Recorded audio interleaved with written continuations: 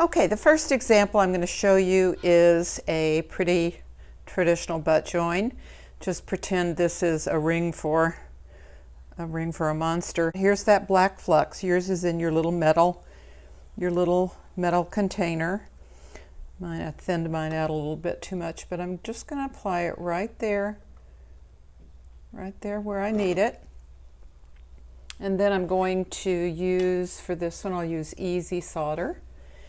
And I'm going to place it right on that solder join, making sure it touches both sides.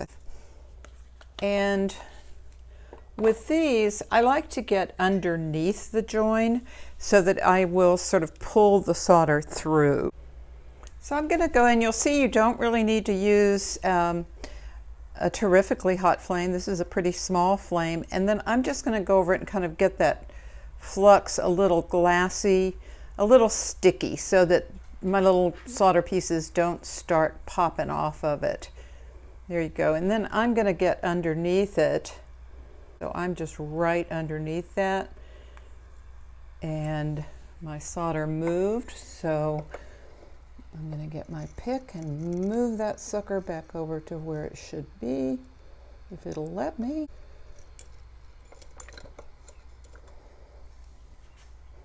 And it wouldn't, so there it is. I turned it sideways so it would flow down that way. Now I'm going to let that cool off just a little bit, maybe about, I don't know, 10, 20 seconds. Then I'm going to quench it and I'm going to put it in the pickle. The next soldering example I want to show you is how to solder silver onto steel. And for example, this is a bezel, a fine silver bezel, and I want to solder it onto this steel back plate. Just as with any other metals, I made sure that my bezel is flat and even on the bottom. I'm going to put some flux on it, and you'll see that I'm still using the black flux, and I'm going to put some on the base around here. Anytime you solder anything that has steel in it, you really should use the black flux. And I'm going to use Easy for this. And I'm probably going to use, I don't know, 4 pieces, maybe 5. I'm going to go with one more small one. And you'll see I'm putting them on the inside. I know jewelers do it many different ways. Some go on the outside, some go on the inside. Now, when you're doing this, you want to be sure that you keep your, let me get that back on your screen. You want to be sure that your torch is not too hot. You don't need to worry about melting the steel, but you do need to worry about melting the bezel. I'm going to go with a pretty cool flame, and then I'm just going to start just getting that flux. See how I'm just moving in and out, getting that flux to just turn chalky and then turn glassy. And I'm kind of circling around this one because I don't want it to get too hot in one spot, because I don't want that silver bezel to risk melting. There's one, did you see that one go? And another one, it went all the way around there. Oh, I love that when it happens. Let's see, did it go? Yeah, it went all the way around. So you'll see you have to be much more delicate when you are soldering silver onto a steel back plate. The next example for soldering that I want to show you is sweat soldering steel. These are 2 pieces that I sawed out into this little wavy pattern, and I want to sweat solder them to each other so that we get kind of a layered look. So what I like to do is, and I'm going to use my third hand so I can get underneath it, but I like to actually flow some solder across this piece before I try to get them to be soldered together. So let's first flow some Easy Solder on the back of this guy. And I'm going to use enough solder so that I'll get a really good bond, but not so much that it flows out around the edges. I'm using easy solder again. So I'm going to get up near the edges, but I don't want to get so close that it's going to slop out from under there and make a big mess. There we go. And then I'm going to get underneath it. I'm going to go kind of with a soft flame first so that the solder pieces don't jump off. And then I'm going to increase it after the flux turns sticky. I'm going to increase the fire. And you can see that flux. It'll first start turning a little bit chalky looking. And then after that, it'll start turning a little bit glassy. And that's when you know things are stuck down and you don't have to worry about them popping off. And I'm just about there. Okay, so now I'm going to turn my flame up to a pretty hot, here that's even a hissy flame. And I'm going to go now here, see I'm going from beneath so I don't have to worry as much about the oxidation, and I want to get that solder all to flow, and I'm going to try to kind of drag it around, get it to spread out as much as I can. Okay, now look at this oxidation. See how quickly that builds up and how heavy it is? But we're going to get rid of it. I'm going to let it cool off a little bit, and then I'm going to quench it again, and I'll stick it in the pickle, and we'll finish her up in just a bit. Okay, let's continue now with our sweat soldering. This one was the one that I pre-soldered. I've added some more pieces of solder to it, and so I've fluxed my other piece, and I'm going to place these flat and aligned against each other. Now the key is that you want pressure on these. You want to make sure that that they are held together really, really firmly. And I'm using, this is one of the little titanium clips from New Concepts. And then I'm also going to use for a little added insurance, I'm going to use a third hand to hold down this other side. And the good thing is this will enable me to get under it with the, and I'm going to use a pretty hot flame.